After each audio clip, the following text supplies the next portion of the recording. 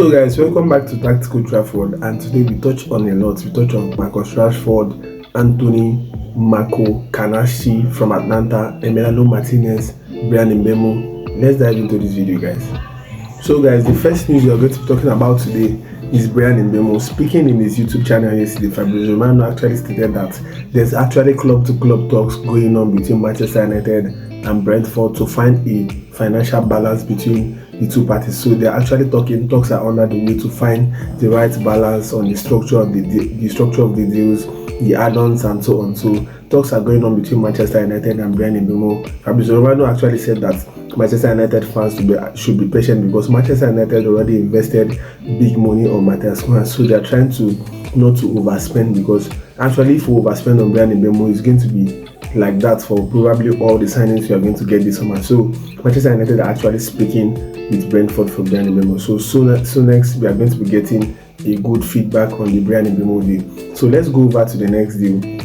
Marcus Rashford actually has a lot of interest from Italy, but there's been news coming out this morning from ESPN that Marcus Rashford is going to be looking to return to pre-season training if he doesn't get it. He's getting interest from Bayern Munich, from Juventus, from Inter Milan. So there's a lot of people going for Marcus Rashford, and they're saying that if he doesn't get a deal right, that he's going to actually come back to Manchester United for the pre-season training. And also there was rumors yesterday going around that Ruben Amorim have decided to remove Rashford, Antony, Sancho, and the rest, Garnacho, from the pre-season squad, that they are not going to be traveling with the squad. But ESPN came out today this morning to say that he has not made a decision yet on the traveling squad, that he doesn't want to make a firm decision so early. So nothing like that has been finalized for Manchester United traveling squad for the pre-season. So let's go over to the Antony situation.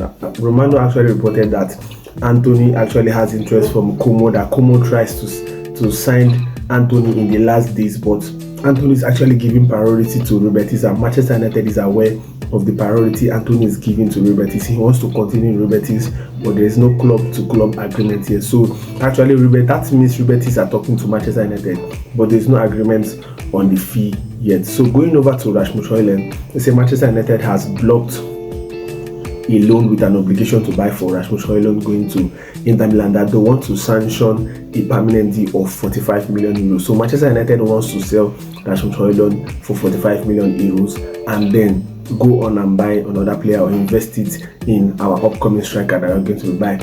Honestly, we have not heard any news. After the news came out that Victor Gyokeres has given his priority to Arsenal, there has not been actually any news or any concrete news apart from the Hugo Ekitike news about Manchester United striker. And I made a video about Hugo Ekitike in one of my last videos.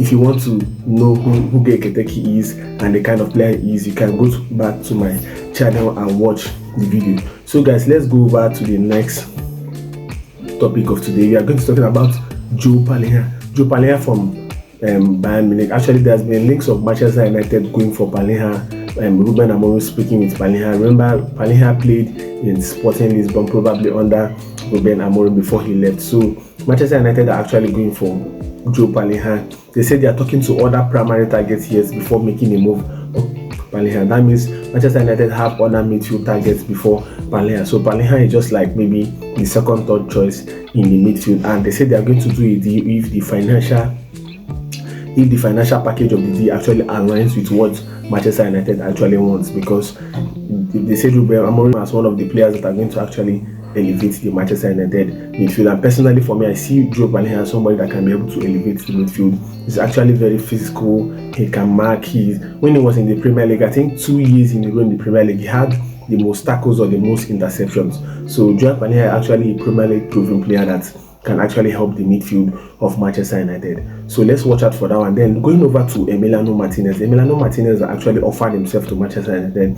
Fabrizio Romano has confirmed that Emiliano Martinez and his camp are working to go to Manchester United. He has agreed to go to Manchester United even without Champions League football. He's willing to join Manchester United. So Manchester United, let's look out for Emiliano Martinez.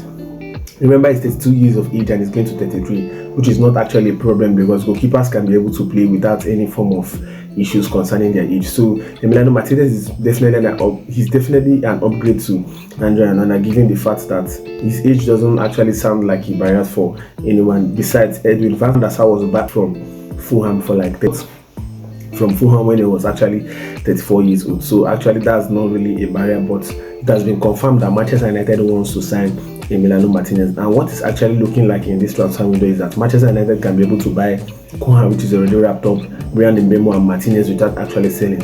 I feel maybe after buying these 3 players, then Manchester United will not have to really sell to actually add any further player in the squad. So guys, this is what I have for Manchester United transfer news, and I'm going to give you every bit of updates concerning Manchester United. I want you guys to also go over to my Twitter account, Old Trafford. You're going to be getting every update, not just on Manchester United, but on every other club generally. I update on every other news. So, and also guys, if you find this video very interesting, I would like you guys to actually like, share and subscribe and comment down in the comment section below, because we are going to be targeting to meet 1,000 subscribers by August and 4,000 watch hours. So I want you guys to subscribe, to like, to watch this video, as it's going to be really helpful for the growth of this channel. Thank you.